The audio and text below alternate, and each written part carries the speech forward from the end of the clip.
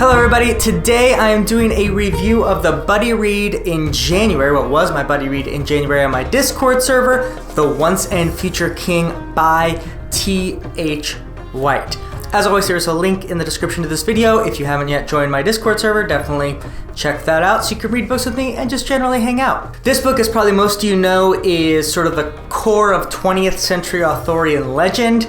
T.H. White kind of takes that and coalesces it into a tale told across 4 books. This single volume, Once Future King, is actually compiled later after all of the books were complete. I didn't know that when I came into this. And the structure is actually really unique, so I'm going to start there with this review. I should say also, I am going to just kind of mix spoiler and non-spoilers. I mean, most of the stuff out there is not going to be a real spoiler because you just know because it's in the air. Like, if I told you that Arthur pulls the sword from the stone, you know that, right? So most of this is myth that we are aware of just from being in our society, but if for any reason you really want no discussion of that, just be aware of that in this review. So as I said, there are 4 books. The first one is The Sword and the Stone, and that one was by far my favorite. As the name implies, it is about Arthur and how he becomes king by getting the sword out of the stone, how that whole thing happens. But even more than that, it's about Merlin tutoring Arthur in the ways that he should think, and he does this by turning Arthur into a bunch of different animals for the most part. And it's a bunch of these fun, whimsical tales. It's a very interesting voice because T.H. White purposely writes like an author from the 20th century, and Merlin is this time traveling or time backwarding figure, so like he's been in the future, so there's a lot of references to like 20th century England, which I think actually makes it very fun. It's witty, it's silly, it makes you laugh out loud, there's some great writing. I really enjoyed the first volume, The Sword and the Stone. It is not till the second and third books where I think this book as a whole really lacks. The second book is called The Queen of Air and Darkness. That's reference to Queen Morgase, who ultimately is the downfall of Arthur in a lot of different ways. She is this queen with 4 sons in, I think it's Wales. I'm never 100% sure, Wales or Cornwall, maybe the border between the two because both of those are southeast on the island of England. But she has 4 sons. Eventually those 4 sons go off and become part of Arthur's court, but before that there is this complicated relationship she has with Arthur, and it also shows a lot of her raising her boys. Raising I use in a loose term because she's a very poor mother, very neglectful, very vain, and that is ultimately what is going to bring the downfall of Arthur later on in the story. So the second book really chronicles around that, but I will say the second book has some interesting discussion of government and ethics and how to govern a large people and how that can be accomplished, because the second half of the story, half of it is in sort of Cornwall, Wales with Morgase, and then the second half is about Arthur sort of establishing his rule through warfare. So half this book I thought was interesting, but the other half, the one in Wales/Cornwall, was not interesting to me at least, and just kind of odd, and it didn't really take me. The third book is called The Ill-Made Knight, and that is about Sir Lancelot. And Sir Lancelot is a character, at least in T.H. White's telling, that is very unlike the Lancelot I had in my head. He is ugly, although he is this beautiful fighter. He's incredibly loyal to Arthur, but also falls in love with Gwendolyn, who is Arthur's wife. They create kind of the original love triangle. Not necessarily that everyone is romantically in love with each other, because at least in this novel, it's by a 20th century male Englishman, so he doesn't imply any sort of relationship between Arthur and Lancelot sexually. Although, I think there definitely could be an interesting, in fact, someone probably has done a retelling where the 3 of them are all romantically involved and sexually involved. Let me know in the comments if there is such a thing. There has to be. Someone had to have done that. But anyway, in this book they don't.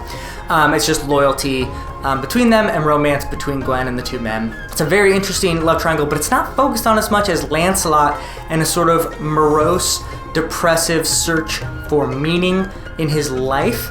And as I say that, it sounds like that might be interesting, but it really drags because T.H. White, as much as he is a beautiful writer about like how things happen, how worlds look, I feel like his characters are pretty one-dimensional, which again, it's an Arthurian tale, so it's sort of purposeful. But when a whole book is dedicated to the character, and yet still the character doesn't feel like he has a lot of depth, that really struggles home. And then the final book is called Candle in the Wind, and that deals with his destruction when King Arthur is confronted with the relationship of Gwen and Lancelot and how that has repercussions for the kingdom and his knights. I liked the ending of that because the whole ending of this book is Arthur making conclusions of his theory of rule. So some positives of this book. First of all, as I said, the first book in particular has great writing, is very interesting, and whimsy is the word I keep coming back to because it feels like that. Like, I would love to read Sword in the Stone to like a niece or a nephew or like a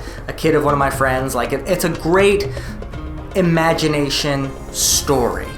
But after that, I really struggled through the second, third, and fourth volumes, and that's like most of this book. Look, I'm not talking about negatives now, but the positives, I really enjoyed that Sword in the Stone. There's a reason that Disney, when they made the Arthur Sword in the Stone movie, like just dealt with that book, because that book is really fun and it's the most sort of Disney-esque, but still has a lot of good sort of adult humor, as you know, the best sort of children's stuff does, because parents have to watch children's stuff too. Another positive is that I really did enjoy getting to know the legends better. Like, as I said, we know a lot of Arthurian stuff because it's just in the water, like King Arthur pulls the Sword of the Stone, again, that example, and that there's a knight named Lancelot who's a great fighter. Like, these things are kind of like generally known, but I liked reading it in a story and sort of getting it just flat out, like how things happen. This is this and that is that and this is who this is. So I really enjoyed that. And finally, the sociological discussions in this book are actually quite interesting. They are very, and I'll talk to this in the negative section in a bit, they are very tied to when this was written, which is in like the second quarter of the 20th century, so like I think 1930s, 1940s, right between the world wars. And it's definitely influenced by that, sort of in some ways, a treatise of sort of English parliamentary system and class system in some ways. But in the context of the Middle Ages, interesting, Arthur struggling with, as a king, how much control he has over his subjects, how he should rule, how he should use what we would call the scepter of power, or the actual like hard power of his position, like armies and punishments, and should he let knights run amok or not, how that's dealt with. So it's good kind of treatise on the necessity of law, and I would say social contract, although that's never said in here. There's no like Lockean discussion. But I think that there's some interesting discussions there that I enjoyed. And it comes to a very interesting conclusion. Arthur at the end, this is like the last page of Candle in the Wind, which is the last book in this. He comes to this odd conclusion that like autonomy is the most important thing for a people, which is very interesting for a British person to talk about. Just as an example, it was geography which was the cause, political geography, that's the cause of all this strife. It was nothing else. Nations did not need to have the same kind of civilization, nor the same kind of leader, any more than the Puffins and the Guillemots did. They could keep their own civilizations if they would give each other freedom of trade and free passage and access to the world. Countries would have to become counties, but counties which could keep their own culture and local laws. The imaginary lines of the Earth's surface only needed to be unimagined. The airborne birds skipped them by nature. So this is kind of his big conclusion after his life. A lot of problems with that. Hi everybody, Editing Andy, pausing here because at this point in the video I went into a very long and somewhat unorganized discussion of the idea of neoliberalism, which, if you guys haven't heard of, is basically the idea of market-oriented reform policies, things like free trade, getting rid of price controls, deregulating markets, lowering trade barriers and tariffs, and all that kind of stuff will bring wealth to the world and prosperity. It's an interesting idea, but it has a lot of flaws, including ignoring a lot of the historic injustices that places like England and the United States have propagated, and also doesn't take into account the predatoristic activities of corporations, businessmen, markets, etc., especially on those already oppressed in society. So I talk about that a long time, but I'm going to cut this out basically just to say that I think the economic viewpoint of Arthur as espoused by T.H. White in this work is incredibly limited to mid-20th century conservative views and is somewhat naive, and I think has been shown, especially in the early part of the 21st century, to not work.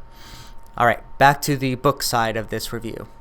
So that's what I really liked about this book, but it is not enough to really propel it because the negatives are there. There's some weird violent stuff, there's weird sexism, there's weird class stuff, there's obviously weird racist language that is used. I say obvious because generally if you read English authors, you're going to get a sort of reference to Tartars, which is like a derogatory term, or to gypsies, or those sort of things are said a lot, which we now recognize as being an offensive way to describe people. And just from a literary perspective, I didn't find it all that entertaining after that first book. So I would say the first book, The Sword and the Stone, if I could rate that by itself, I would give it a universal recommendation. I think it's a great book. It's like 200 pages of just this whimsy, fun book. I would say just read that quarter and have a really fun time with it. But the book as a whole, The Once and Future King, I am giving it a if you like X rating. And that is if you really like Arthurian legends, or if you really like English history and sort of really getting the feel of their legends, then this is definitely something for you. Obviously, and you've probably already read it, let's be honest. But for the most part, I didn't enjoy it that much. So that is The Once and Future King. If you've read it, let me know in the comments what you think. As always, please check out my Patreon if you want to support me, and also share and like this video. As always, first in, last out.